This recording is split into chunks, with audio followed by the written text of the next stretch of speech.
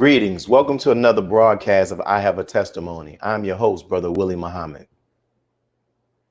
God came to us to seek and to save that which was lost. He raised a man from among us. He, the Honorable Elijah Muhammad, laid the foundation. What I'm doing is something that comes from him through me, and the thing that he uses in me to do the work is my faith in him and the word that he taught. To produce men and women who wanted to clean up their life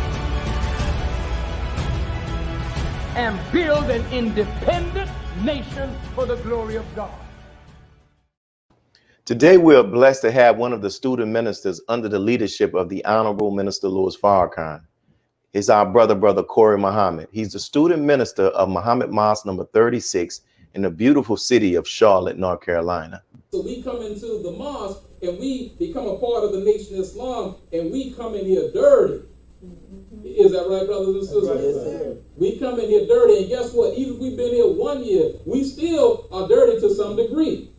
If we've been here 5 years, 10 years, 15 years, I'm blessed to celebrate coming up. This will be my 28th year being in the Nation of Islam, but guess what? Still have some dirt, because according to Scripture, all of our righteousness is as filthy rags. So this lets us know we still have some dirt on us. Assalamu alaikum, my dear brother, and thank you for joining us today. Wa alaikum salam, brother. How are you? I'm good by Allah's grace, man. Let's get straight to this beautiful interview. So, before we hear about your story about how you came to learn about the teachings of the Most Honorable Elijah Muhammad and how you came to eventually become a member of the Nation of Islam, can you share with the audience some of your history prior to doing so? Like, are you a Charlotte, North Carolina native? What was your history? Yes, sir. Born right in Charlotte, native Charlottean, all the times I've been around. So didn't grow up in church, didn't grow up in the church. Would go on like Easter with my grandfather, things like that, but didn't grow up in church. But yes, native Charlottean. And what, like high school, did you attend college there? What? Yes, I did, brother. Graduated here, high school in Charlotte. Did a little college. Didn't graduate from college, but did a little college. I got married very young the first time around. As a matter of fact, I was 19. So I got married right coming out of high school after I graduated. We were pregnant, and we just decided that was the best step to do. And that's pretty much how that works. And so I was working by the time I got introduced to the mosque here in the Charlotte area. I was blessed to visit the city of Charlotte from your invitation some years ago, and really enjoyed your hospitality and the spirit of the believers and the parts of the city that I was blessed to actually see. How is the Black community there in Charlotte right now? Well, like so many other cities with our people in, you have some that are doing all right. You have some that are doing well. But, there was a study that was done. And in terms of upwards mobility, Charlotte actually came out of the top cities. It came in as in last place. And so Charlotte is a beautiful city on the outside. But I remember when the Honorable Minister Louis Farrakhan said sometimes, or he mentioned how all the buildings, and he was talking about how people put a lot of time in investing in the buildings, but not building of the people. So there is a rising consciousness in Charlotte. But if I had to look at it, it's a awakened community, awakened city in some ways. But we're facing our own violence, our own black on black crime or fratricidal crime, all of that. So it has its issues that any big other city would have. But overall, it's a city with a lot of potential. Wow. Beautiful, beautiful. And how have the believers been holding up during this whole shelter in place and whole COVID pandemic? This has been a very unique time. Some of us, if we would think about it, if we could go back and hear some of the stories that our grandparents would tell us, but I don't know if there's ever been a story quite like what will be told now, to wherein for almost 2 years, we've been sheltering in place. And it so happens that when we first started this sheltering in place, I know it may have surprised some of the believers. It may have surprised some of us that, all of a sudden one day you go from Savior's Day, having an incredible fun time we all had at Savior's Day, and the minister saying what he said, And then some 3 weeks later, we come back and we have this shelter in place. So as this goes on, I would say overall the believers are doing well. Some I've noticed have went and developed certain talents. The minister told us uses the time of prayer, the time to work on ourselves. So those that follow that are doing just fine. And of course, just like anywhere else, there's some that are having some challenges, but as we hold on to this word and as we go in with during this time, this is what's going to be what we need to strengthen us for what's ahead. Yes, sir. And we transition now to hear how you came to the teachings of the Most High Elijah Muhammad. Like, when did you first hear about the teachings? And then how did you go from hearing about it, learning about it, and then eventually saying, I'm going to join and become a member of the Nation of Islam? Oh, brother, just thinking about that, man. We all have a story. And that's why I love the title of this. I have a testimonial. Mm-hmm. I have testimony. So I'm going to kind of go back for a second and make it as quick as I can. But here's how I was introduced to the teachings. First is my father was a part of the Nation of Islam. He was in FOI. Matter of fact, he was a lieutenant here in the city of Charlotte.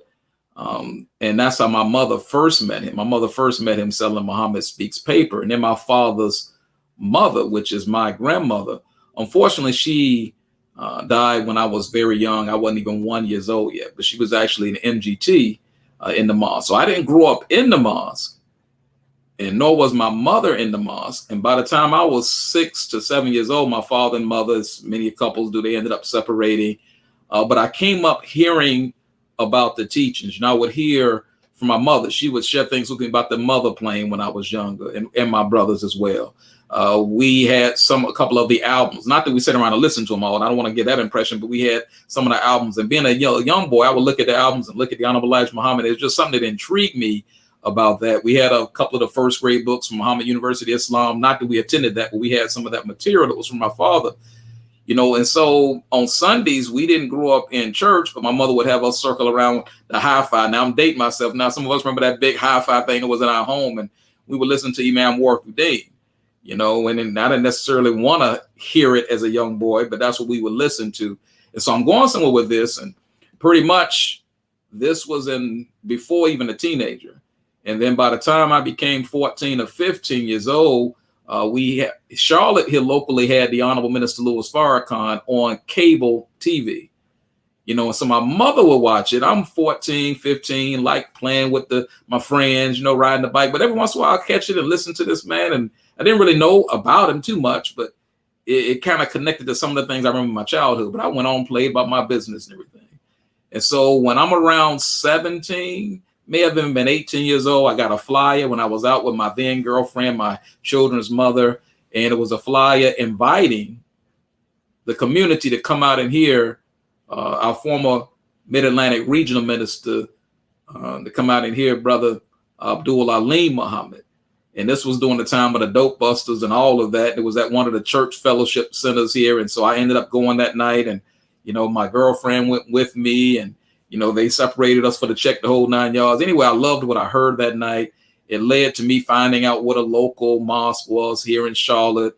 And then I went and met the student minister, Brother Minister Louis Muhammad, and just kept going ever since then, got an orientation class. And that's what gave my introduction to being a part of Muhammad Mosque number 36. That your father was a member of the very mosque that now you are over, right?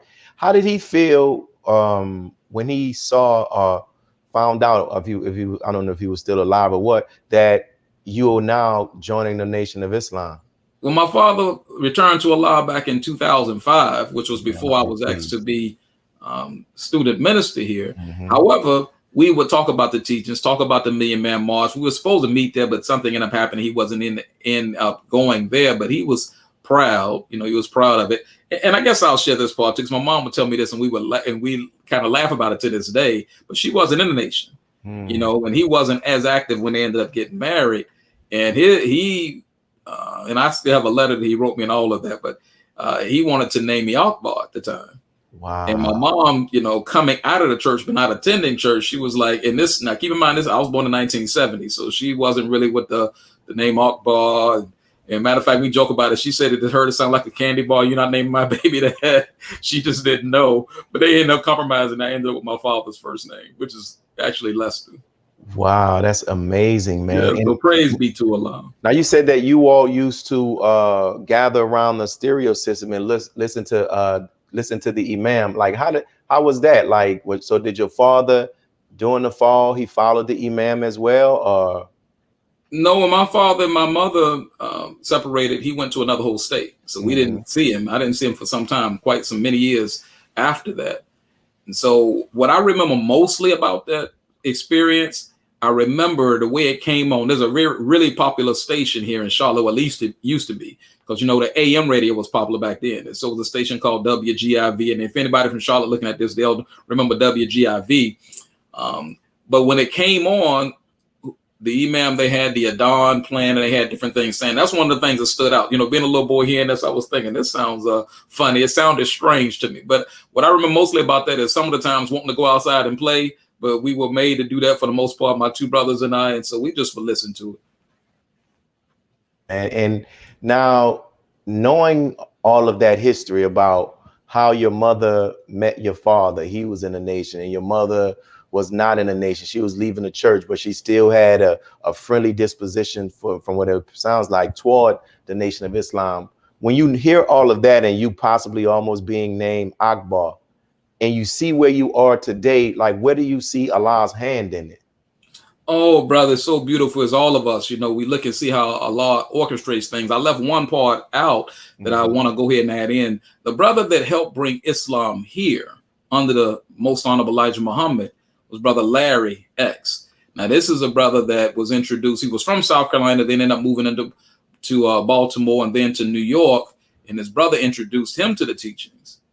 All right. And this brother is a brother that the minister mentioned many years ago about some ministers or some brothers that the Honorable Elijah Muhammad, the Most Honorable Elijah Muhammad, sent out to the West Coast. And Brother Bernard Kushmil, Brother Jabril. But see, Brother Larry was also one of those brothers, you know, and so Brother Larry did a lot of work, a mighty work here in the Charlotte area. And I'm going somewhere with this. He owned a store called Shabazz Fish and Take, and it was on a very popular black thoroughfare in Charlotte called Beatty's Ford Road. And so all the community children, a lot of us would go to Shabazz. When I would go visit my grandparents, because I didn't live close to Shabazz, when I visited them, we walked that little half mile up there to the store and get all that penny candy and these big jack cookies and all of that. But when you come in there, Ali Shah or Minister Larry then would always talk to the youth. So even in my 9, 10, I remember going to this store and I would go there and sometimes order these good vegetable sandwiches they had on homemade bread. And he'd just take time to talk to you. And it was because before I actually joined the mosque, I was going in and out of there, even after I got my license and just being schooled more and more. And he would tell me about my father and my grandmother and all of that, you know, and just getting to see the great work that Brother Larry was doing. So I even look at between the time of actually joining the mosque, between the time of getting that flyer about coming to the church to hear Dr. Alim speak, there was multiple visits to Shabazz Fish and Take. Grandmother as well. So we appreciate what you shared. And later in the program, we want to talk more, ask you some more about the history of Charlotte and those who have labored to build the foundation which you and the believers are standing on. But what we are coming up on our first break, and we're going to pause to hear something from our sponsors. But when we return, we're going to hear more from our guest, Brother Corey Muhammad. For those who are watching, make sure you hit the subscribe button and make sure you hit the like button as in the heart button while you're watching. That helps with the algorithm so more people can hear and see this great interview. Thank you. Be a part of the force that powers truth in journalism. Your support helps us to highlight solutions for a brighter tomorrow. Go to nnvnews.com/donate. Asiatic Minds, online education, helping our children to discover their God-given skills, gifts, talents, and passion that will allow them to see their greatness, as well as the greatness of our people, and upon discovering that greatness, infusing them with the desire to use it for the betterment of themselves, their families, our people, and the world. Call now, 502-219-4848. This is Sister Sajda Muhammad. We are proud to announce that the Sajda House commemorative Elijah coins are finally here. This priceless heirloom, made from recycled copper from the messenger's home, is now available at sajdahouse.com. The hashtag Bank Black social media campaign made strides not only in revolutionizing how we bank, but also how we think. The movement inspired thousands of African Americans across the country to transfer or deposit millions of dollars into Black-owned banks. These are banks that will invest in urban communities, employ African Americans, support Black businesses, and inspire Black home ownership. This is a very proud moment for our culture as we are taking small, but significant, steps towards building Black power through Black wealth. Thank you for tuning in to NNV News. Please share your thoughts with us in the comments section below. Follow us on social media at NNV News, and please subscribe to our YouTube channel, National Network View. This is Clifton Muhammad with NNVnews.com.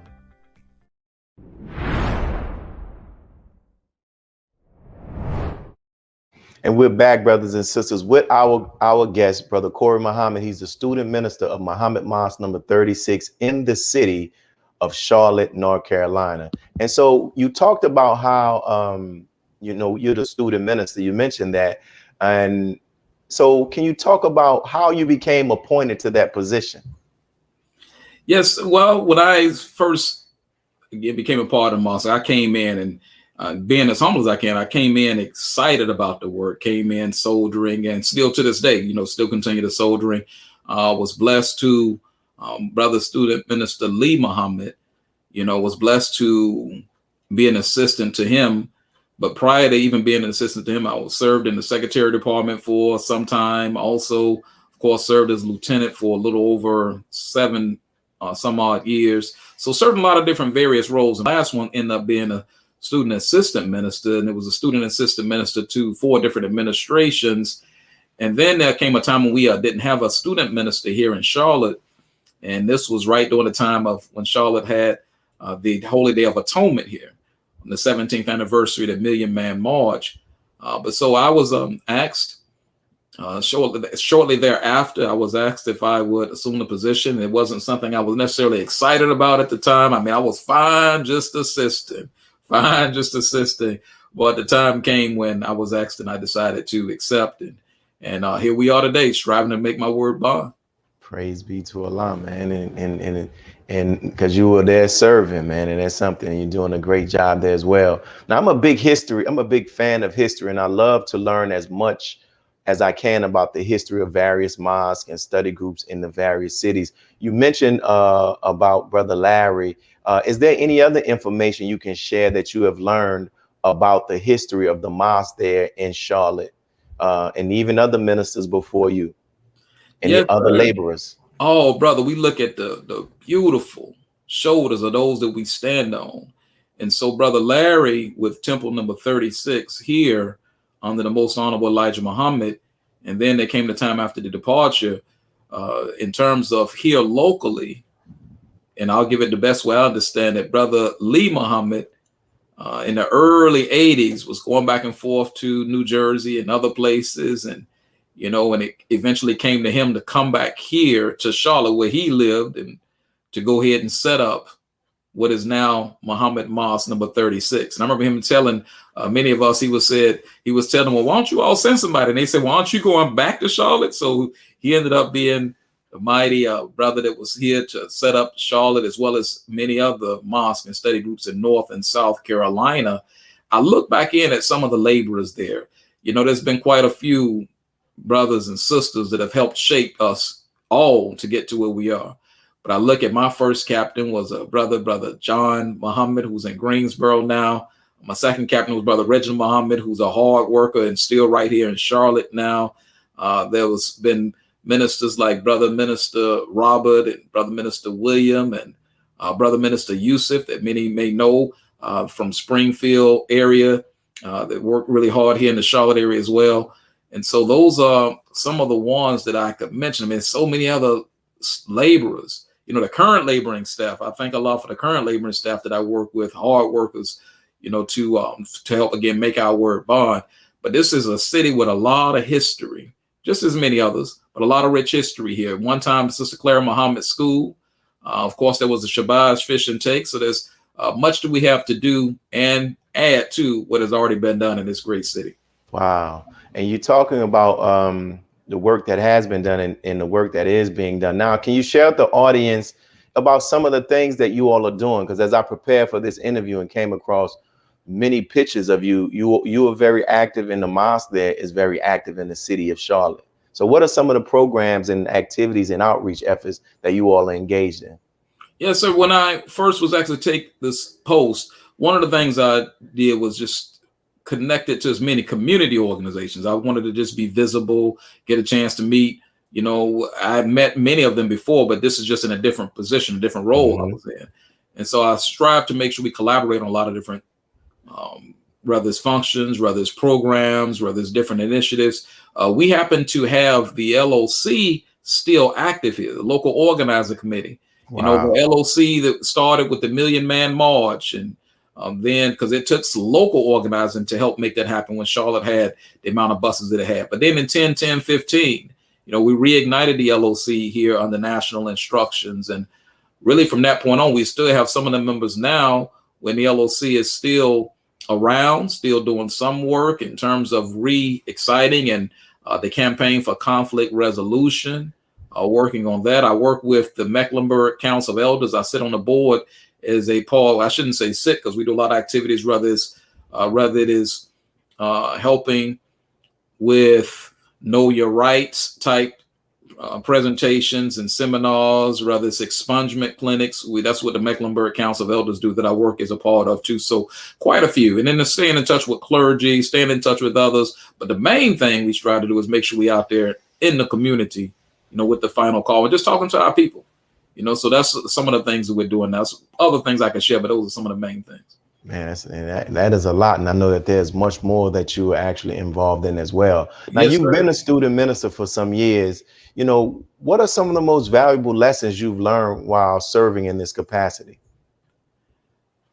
Well, when we think about this, all the meetings that we go to Sunday, for example, let's say if we were having a Sunday meeting, which we do have a Sunday meeting, but if the mosques were when we were publicly having them. And Sunday meetings, a lot of times I was taught is for those that are coming out that's not necessarily registered members of the Nation of Islam.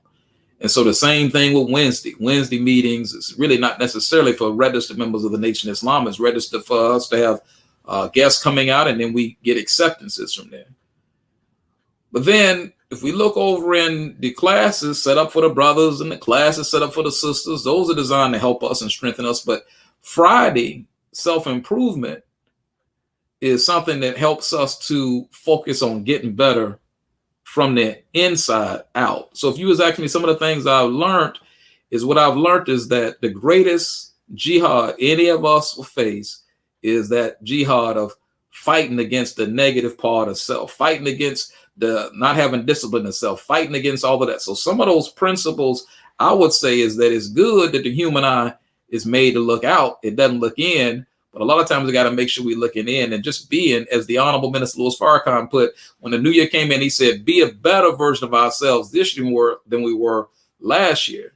And so that's one of the things I would just stress to myself. I constantly strive to do that, to examine self, analyze self, correct self, work on the quickening of the self-accusing spirit. And it's the same thing I would say with others, is that let's work on becoming better. As we become better, our nation improves and our community improves and our marriages improve and everything else.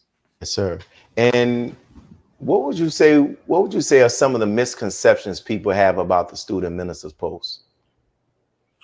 Some may think that it's just a post when you're just talking, just going out talking to people, but it's a lot more work outside of that. Matter of fact, it's more or designed to be administration and pastoral. So those are some of the areas that, I find myself working on, the pastoral side of that. So misconceptions is that just, ministers just talk. No, there's a lot more to it other than just talking.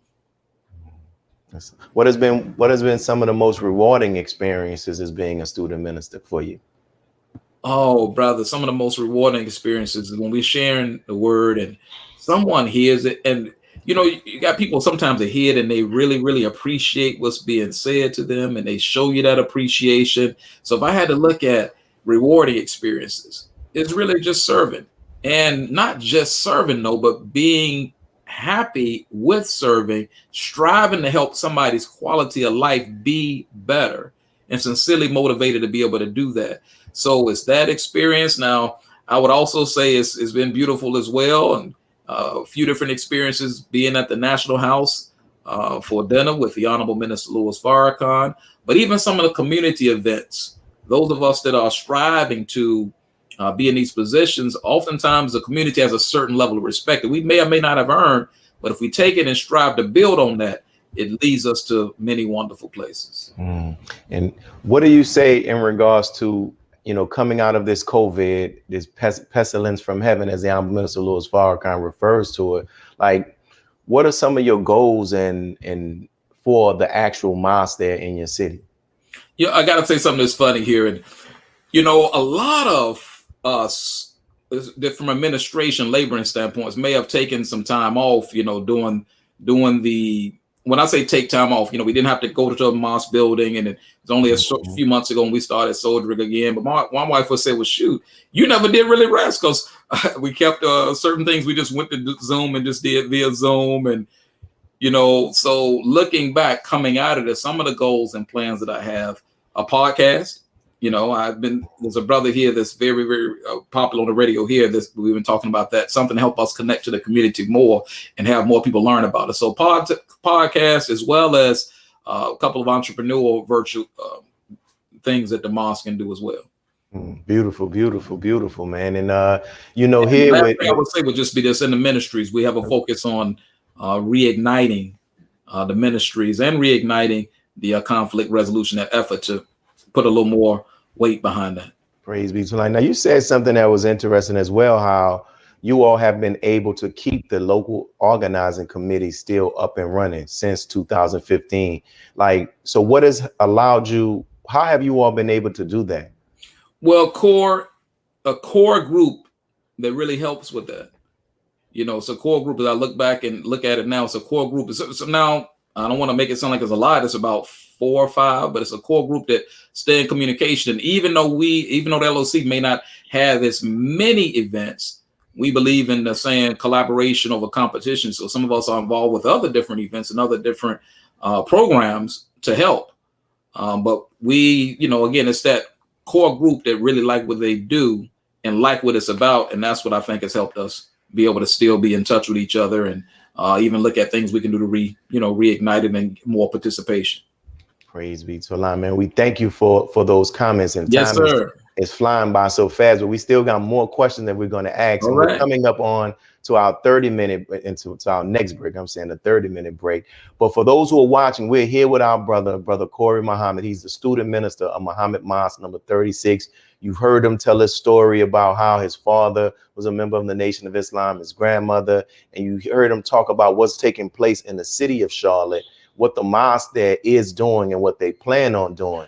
Please share with others so they can hear the last half of this actual interview. Make sure you hit the like button, brothers and sisters, because that helps us to get more eyes on this program. And make sure you subscribe as well while you're watching. We're going to pause from some announcements from our public sponsors, and we'll be right back with our brother Corey Muhammad. Be a part of the force that powers truth in journalism.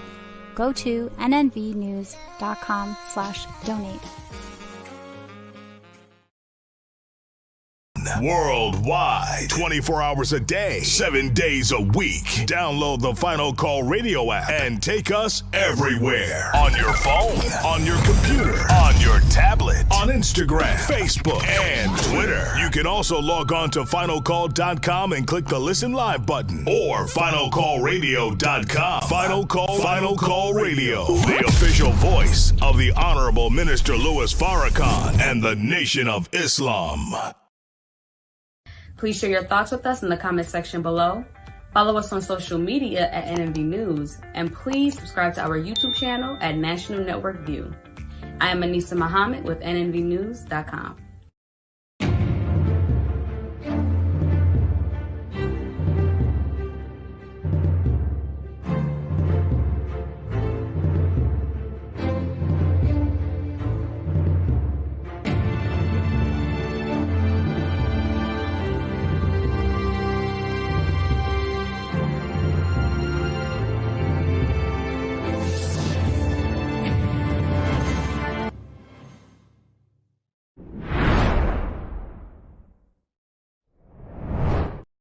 Thank you all for joining us again. We're here with our brother, Student Minister Corey Muhammad of Mosque number 36 in the city of Charlotte, North Carolina. Now, Brother Corey, while preparing for this interview, I came across some videos of the minister speaking in Charlotte.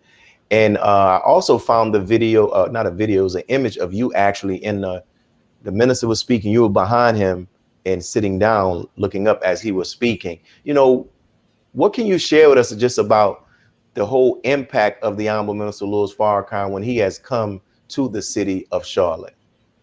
Oh, brother, if I go back and look, I became involved with Muhammad Mosque 36 back in '89. And the first time the minister came here that I'm aware of would have been June of 1990. And there's been some visits since then at churches and all the way up until, again, the Holy Day of Atonement, the 17th anniversary. But in terms of impact, yes, we had to work really hard to fill up the Bojangles Center. And some of us remember as believers that could have come to that and came to Family Day that happened. But the impact has been those that hear and have heard the minister's words. They love him. The minister said he went before us and he's, made friends for us in so many different places. So Charlotte is no different. The beautiful thing about the impact, a lot of times when we go out today, some of the newer, younger generation, some of them have never heard. Now, some have, but a lot of them have never even heard the minister. So when they read something or we share something with them, especially if we keep visiting and talking back to them, it's that whole light turning on. Just like it was for any of us when we first heard this teaching, a light turned on in our minds. And that's what the impact of the minister's words has done here in Charlotte to those that listen. And so even that may not lay out the quote unquote red carpet, or may not include the Nation of Islam and some of the things that the nation should be included in, the impact has been great here, as our minister, as we know, is a world traveler. Wow. And, I've been present when you were one of the guests that were invited to the palace in Chicago after the Honorable Minister Louis Farrakhan has delivered a lecture there on a Sunday at the Mosque Mariam. So can you share with the audience, what that experience is like, and how did you feel being invited as one of the dinner guests for the Honorable Minister Louis Farrakhan, and what were some of your takeaways? Oh, first, brother, extreme appreciation. And when I say extreme appreciation, because I'm able to attend representing Muhammad Mosque 36, but only the work of the believers here, the work of the other laboring staff here. So unfortunately, everyone wasn't able to go. So I felt appreciation first. Then you want to know the second thing was fear, scared to death. Wasn't sure if I was going to say something wrong, or just wasn't sure how the whole process worked or any of that. That's just, I guess, the lighter side of it. But just seeing the minister and environment, the times that I've been blessed to see him, to hear the gentleness of his voice, how it sounds, to see he act the same, it's not like a different person. The few times that I've been blessed to be around, it's the same beautiful, humble, loving spirit. And so it's impacted me in many ways. One of the times when you and I even shared notes, I'm trying to, first time I didn't know that I wasn't wise enough to go to prepare to have something to write down everything. So I wanted to be able to catch that. So I'm trying to jot stuff down on a napkin and jot different things down that the minister is sharing. And didn't want to try to mess it up remembering. But what I pull from that really is extreme appreciation, because we think about the Honorable Minister Louis Farrakhan. It's 7+ billion people on this planet. And for all of us as original people here in the wilderness of North America, the affinity we should have for him, and many of us do have for him. And then the smaller group of those in the Nation of Islam, and an even smaller group to be able to be in an environment like that. Oh, brother, extreme appreciation. I thank Allah for all those experiences. Wow, praise be to Allah. The title of this show is I Have a Testimony, and it's based on the scripture in the book of Revelation that says how Jesus speaks about the power of a testimony. And, it's really geared to allowing people to give their perception, give their experience, their interaction, or their views about the Honorable Minister Louis Farrakhan for the purpose of helping to clear up misconceptions and look past the slander and the lies that this society or those in power have done toward the Honorable Minister Louis Farrakhan. So my next question to you is that if you were able to give a testimony about the Honorable Minister Louis Farrakhan before the world, and you were asked to testify about 3 qualities of the minister, what would be those 3 qualities of the Honorable Minister Louis Farrakhan you would testify about, and why? long-suffering, patient, humble. So many qualities. And I like what you said, it's rooted in the book of Revelations. And in the root of that word testimony is that word test there. So why would I testify to that? And not necessarily in the order that I gave it in, not necessarily in that order. But if I had to just start off with the patience first, is that the minister has been working with Black people. Some of us, we get involved with organizations and somebody make us mad or something is said here or something is said there. And we just throw our hands, take our ball home, just be done with the whole thing. But the Honorable Minister Louis Farrakhan has had people that he's helped in various different ways, turn around and talk about him, say bad things about him. And then he still embraces that person. So that patience right there, to have patience with us, to see us do things that, in contrary, he could have just finished teaching, and then to see how some of us may go back to doing some of the things he just instructed us not to do. Long suffering. Well, the minister shared with us his earlier times being a minister and how they had to eat. See, some of us may look at just where he lives now and some of the cause that may be there, but we don't see all the long suffering, because this work, the ministry and this kind of work, it's not a work that's financially rewarding. Although, you know, if you seek first the kingdom of God and all the other things are added on to you, but it's some long suffering and that of sicknesses. At times that the minister stands up, even when he stands up, even it's recent to this day, and may have pain that he's experiencing, yet and still continues to go on, even when hurt or even all of that. So the long suffering, you know, the patience, the humility. And you mentioned something, the slander, the lies. Some of us may have our phone set to Google and may do Google alerts. And so every time they say something about the minister, you see the lies that's being told. But the one thing about it, the truth always outlasts the lie. And so those that they thought they could dim the light of what the Honorable Minister Louis Farrakhan is teaching, more and more of our people are hearing. I remember after Criterion, I forgot the rapper. My wife could probably tell me. The brother was like, the minister was a little long with it, man, but he was bringing it. And this was someone that all the young people really like. So all the efforts, they're going to naught. Because when someone really hears the minister and they see who he is and hear his words, it helps people understand to overcome the lies. So that last thing I would say on that humble part is, you know, the minister doesn't try to make himself big. He says that he's a student. So to this day, he's still a student. And to watch him and watch how Allah is blessing him, but yet and still he holds that humility. Those are three that I would testify. Beautiful, Minister Louis Farrakhan. So many more, but those are three things. Since hey, you're on the witness stand, my brother. If you want to add a few more, we got the time. You have a few more you want to add? Yes, sir. Well, on top of those that just mentioned, trusting in truth. I mean, we think about it. No, I was watching on a flight recently. I was watching the Judas. I think it was the Judas. The movie that came out recently. What was the name of it again, my brother? Judas and the Black Messiah. Right, that. Okay, I was looking at that on the flight recently.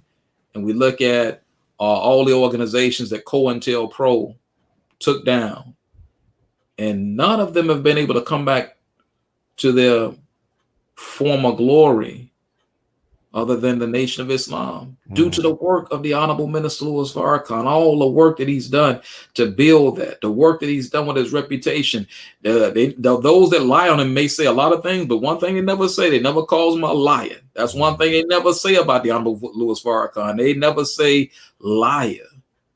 And so we look at the truth that he stands on, courageous, you know, the courage that the minister has. And when you, and brothers, Brother Minister Willie, you know this as well, Student Minister Willie, you know, this word is not for cowards. And so the minister go right in, because sometimes, you know, sometimes some of us might want people to like us and all this to the other. But when you have this word, as the Quran says, if you haven't delivered my message, then, you know, if you don't give my message, you haven't delivered. That's going to the messenger of Allah. But so any of us that pick it up, whether we in a quote unquote laboring post or just period, this is not necessarily going to make you popular all the time. But none of the prophets and servants of God ever have been. And how would you say, what would you say has been the Honorable Minister Louis Farrakhan's greatest impact on your life personally? Brother, a father figure, because again, my father, after I was 6, 7 years old, really There was just some time there due to certain circumstances. There was just a lot of time, many years. And so like a lot of young men that's trying to be husbands right now, men that's trying to be this and trying to be that. A lot of us haven't had an example in front of us, a worthy example in front of us. So one of the ways the minister has impacted me has been like a father figure from afar. On top of all the other ways he's impacted, been like a father figure, because a lot of our Christian brothers and sisters, we had this little saying, the little bracelets everybody had, WWJD, what would Jesus do? And so oftentimes I will find myself, if I'm challenged with something, WWFD, what will Farrakhan do? Because he was and is giving the example on what it really means to be a man, a righteous man, a man of principle. That not just an example to men, really to women as well, but from a male standpoint, that missing figure that a lot of us didn't have and unfortunately don't have in our lives. Could you, if you had to recommend to somebody that was watching this actual video, this interview, and if they wanted to, look past to what the media has said about the Honorable Minister Louis Farrakhan, what advice would you give them, so to help them to gain a greater understanding and a more accurate view of the Honorable Minister Louis Farrakhan? Cut off sound bites, because sound bites are designed to do just that. Sound bites give us a bite of something, but it doesn't give us the whole.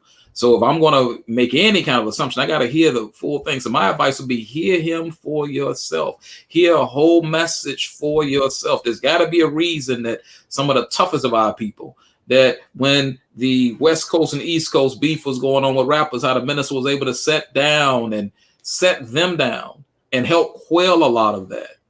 Do it for yourself. Listen for yourself. Hear him for yourself without, the added influence of media. I just want to mention it so we can go and research it ourselves. There's a science called perception management that the United States Army used earlier on. Advertisers use it too.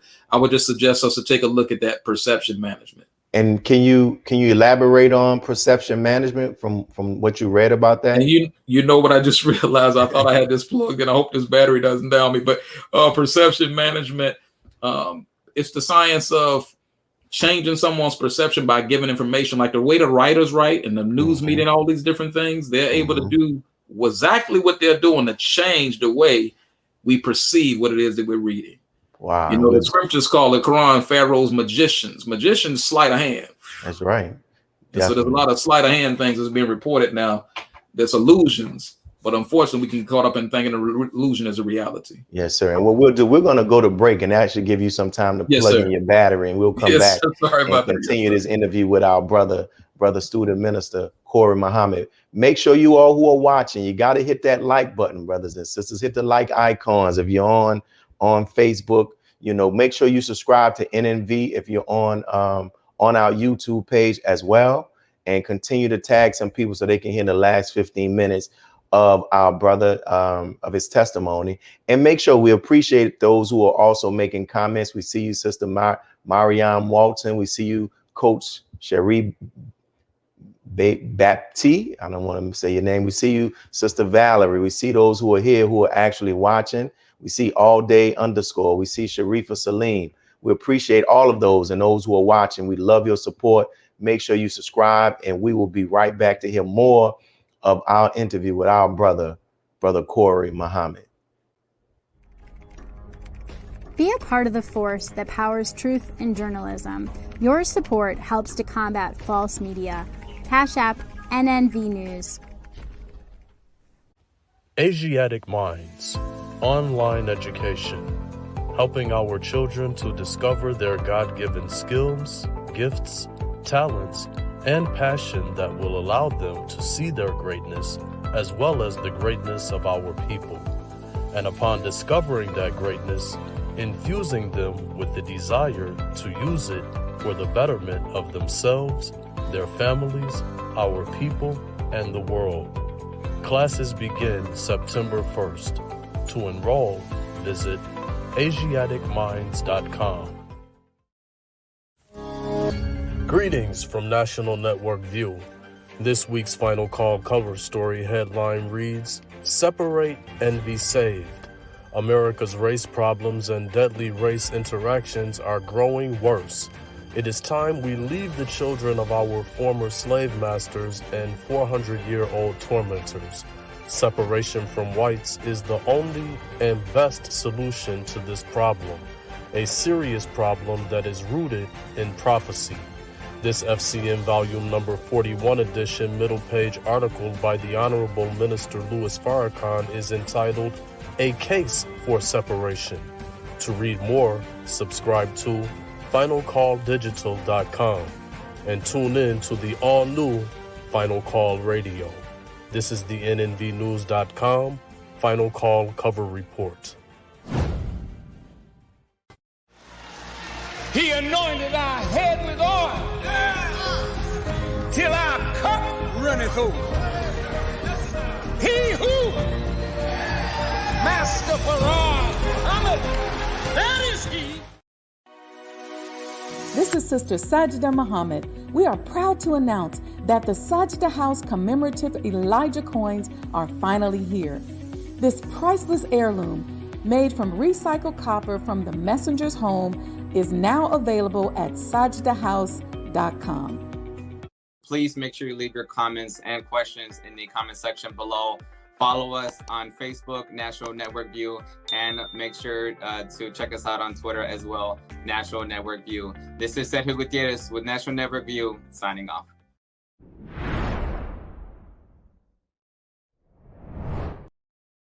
And we're back with our brother Corey Muhammad, who is the student minister of Muhammad Mosque number 36 in the marvelous city of Charlotte, North Carolina. So, you know, in addition to being a student minister, you know, I researched about you and on the city's website for your mosque. It talks about how you've been self-employed for over 20 years. Can you talk to those who are watching and share with us some of the lessons you've learned about being self-employed? Absolutely, brother. You know, the minister, I remember the minister mentioned, and I can't think of when it was, but he mentioned the profession of sales. And he mentioned that because he talked about how that profession, you know, and he was talking about the Jews and had their backpacks and they would go and they would sell different things. But anyway, he was talking about just that profession, period. And so for those that have a desire to be self-employed, I wanted to share something with us. Is that as an FOI, when we go out and we take the final call into the streets, when we take and distribute the final call, the goal is never because we're going to get $1 or $2. It's never the money. And the FOI, I know what I'm talking about there. It's to get the word to the person. Just so happens that, you know, the person gives a donation.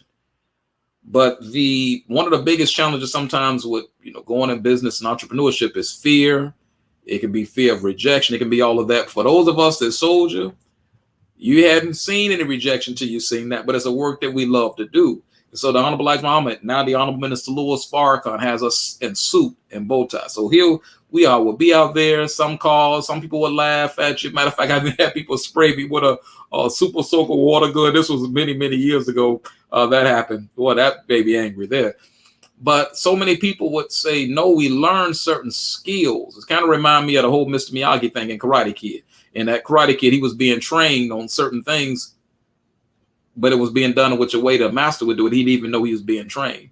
So I would say for those that when we soldier, when we learn, so we're learning to engage with people. We learn to deal with people. In any business I know of, we're going to deal with people, going to get to know people, whatever kind of business is. General contracting, you know, whether it's going to be some other type business, entrepreneurship, but it's going to be dealing with people. So we're learning people skills. We're learning the proper way of handling people. We're learning how to deal with rejection. We learn how to be able to share with people something that we have and be able to get to them. So some of the success that in terms of how you want to look at it, because I haven't hit a time clock in 21 years by the grace of Allah, but a good bit of that's been what I learned in the streets from the Most Honorable Elijah Muhammad, what I learned from soldiering and still learn from soldiering, and what I learned from engaging and dealing with people.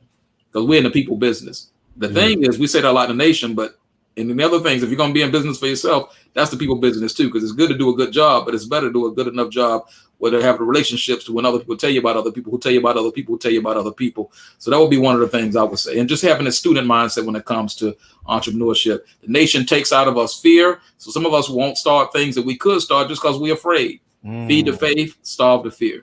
And it's interesting that you close out talking about fear, because that was the next question.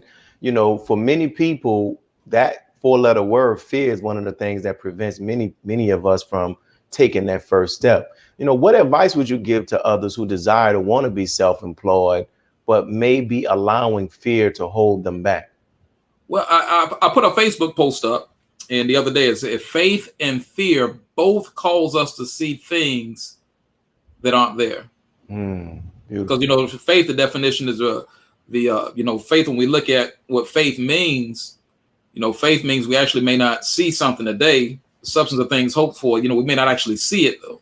And so the same thing with fear. Are we going to experience it? Yes. Fear, faith, and truth. I encourage any of us to listen to that, or if we can look at that.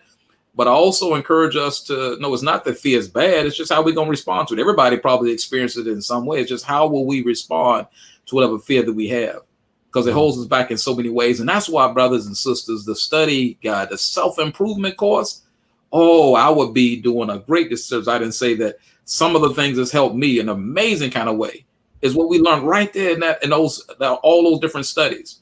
Hey, building human potential, mixed feelings and controversy. How are we going to handle that? All those have sometimes a deeper meaning that we may just see it on the surface. I remember when I was there in Charlotte, you and I were talking. You made a very interesting point. You talked about how some of us want money, but at the same time of desiring wealth and desiring money, we also hold these negative views about money. I don't know if you remember that discussion we had. Yes, sir. Yeah. Can you elaborate more on how I'll just inconsistent that is? Yes, I can touch on it briefly. The power of the mind is so powerful. So we can either attract things or we can repel things based on how we think. The Savior promised us luxury, money, good homes, and friendships in all walks of life. But after, in a certain mathematics in our Islam that we apply to that. But sometimes we can, just repel success. We can repel money. In this society we live in right now, money is necessary. But if we have been taught bad habits, even if we don't have a whole lot, but if we've been taught bad habits, if we've been taught not to put aside percentage of things for charity, then for ourselves as well. But most of us will say, well, can't do that because I'm behind on everything.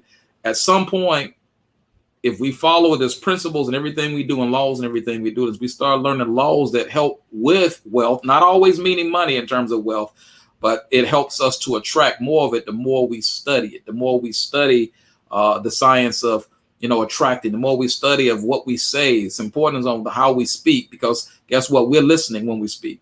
And so when we're listening to the minister, we listen to the empowering things like that. We're listening, we're reading Quran, we're on top of our prayers. We're really trying to help change our mind. At some other point, I'd love to be able to share more on that end, but how we speak a lot of times, how you doing, bro? I'm just getting by. I try not to use that kind of language. I think a lot every day. Hey, use this time right now to speak on that talk. Can you talk about that, the importance of, watching what we say? Yes, sir. Absolutely. What we speak is a reflection of what's in our minds, what's in our heads, what we share. And so when I listen to the Honorable Minister Louis Farrakhan and we listen to what he shared with us, now he's told us, don't just focus on growing horizontally. He told us to focus on going vertically, growing vertically in addition to horizontal. So I would say to any of us, look at Brother Thomas Jihad said something to me not just to me, he said it to the believers. Brother Thomas Jihad said that he learned a long time ago, that he said he learned how to live off of 75% of his income went to bills and 25% went to, things that he would do for himself, investments and things of that sort. He learned to live off 75% of his income. He said at this stage in his life, now he can live off 25%. He's actually reversed the numbers. And I hope I had those numbers correctly, but if I remember correctly, that's what he said. So what I would share with us is, when it comes to our associations and how we think, when it comes to little things, little things when it comes to our money, sometimes we have to really look. The Honorable Elijah Muhammad didn't teach us to be extravagant in any of those things. He just taught us to be able how to do what we have, but he also taught us how to set something aside, how to make sure we are setting something aside to make sure that we are using wisdom in all that we do. So I would just suggest to us, some of us may have a desire to want to get better. I say start with the study guides, start with the teachings of the Most Honorable Elijah Muhammad, but then from there, it's okay. In my opinion, if we read something. We want to know something about wealth, then we may want to study something that's going to help us know something about budgeting. Then we may want to study something that's going to help us with our personal budgeting, because somebody may have a little bit. Just because we have a little bit, many of us think we get a whole lot tomorrow to be different. No, if we haven't learned how to use a little bit, then probably we get a whole lot. That's just going to, go to the same place that the little bit went to if we don't know how to properly manage it. Wow. You mentioned, you quoted from the lesson when it talked about friendship in all walks of life. For someone that has been self-employed for over 20 years, how important is that statement that's mentioned in the lessons as it relates to business, friendship in all walks of life? Oh, it's important in business, important in life, period. There's an old saying, and again, sometimes we may think this just means financially. We don't necessarily mean financially.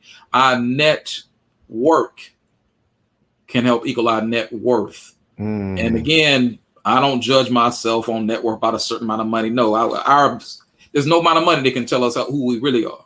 But what I would say is that we learn how there may be people that can open up certain doors or share certain things with us. It goes back to the student. When the student is ready to teach their peers, but if we are wise students, the more we begin to meet different people, the more our network grows, and we got a lot of people that we can learn things from. Maybe I'm into a trade. If I'm trying to get into a trade, it'd be wise to make sure I begin to have friends in my network that's really good at that trade, even mentors that I've added to my network, because they can share with me things that will cut off many years off my learning curve. Beautiful, beautiful, man. Thank you. We thank you for all that you have shared, my brother. Your testimony is very inspiring. Your story is very inspiring, and I've learned more about you. And I hope others who are watching this as well, they will get the opportunity to learn more about you as well. And even those believers there in your city to see the jewel that they have in you, man. May Allah continue to bless you. Thank you for accepting our invitation. And may God continue to bless you, my brother. Oh, brother, all praises due to Allah. Thank you. And I want to encourage all of us listening to this, to continue to strengthen our relationship with Almighty God Allah. Continue to hear the man in the midst today, the Honorable Minister Louis Farrakhan. Thank you, dear brother. Assalamu alaikum. Wa alaikum salam.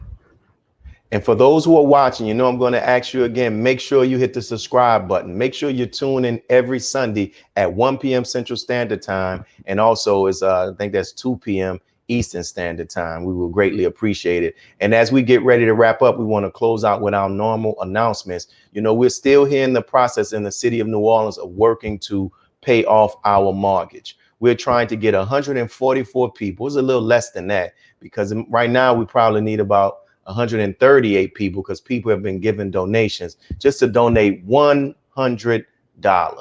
If you can give a $100 donation, we would greatly appreciate it. You can make that payment via Cash App. You can make that payment via the GoFundMe on PayPal, or you can contact us on social media if you want to find out, mail it or something else. But please make sure that you give a contribution. We will greatly appreciate it. We want to put our mortgage to rest. In addition to that, we also are constantly praying for those who are in our city or people, whatever, who've been impacted by this COVID. Send the names of you, if you need prayer, your loved one, so we can submit their names to our prayer group. And inshallah, within the next coming weeks, we want to offer another initiative related to this whole thing dealing with prostate cancer prevention that we were going to launch here from the city of New Orleans as well. So we thank you all for tuning in to NNV National Network View. Make sure you tune in throughout the week. Remember, this is not just a online show. We have our own beginning stages of a national news network where you can hear perspectives and commentary about news events from the standpoint and the lens and the teachings of the Most Honorable Elijah Muhammad. That's Monday through Friday, 5 p.m. Central Standard Time. Go to NNV on YouTube, hit the notification button so you can find out when it happens. This is your brother. Make sure you spread this interview with our brother Corey Muhammad. And this is your brother Willie Muhammad, signing off with National Network View. Peace. God came to us to seek and to save that which was lost. He raised a man from among us. He, the Honorable Elijah Muhammad, laid the foundation. What I'm doing is something that comes from him through me, and the thing that he uses in me to do the work is my faith in him and the word that he taught. To produce men and women who wanted to clean up their life and build an independent nation for the glory of God. Be a part of the force that powers truth in journalism. Your support helps to combat false media. Cash App NNV News.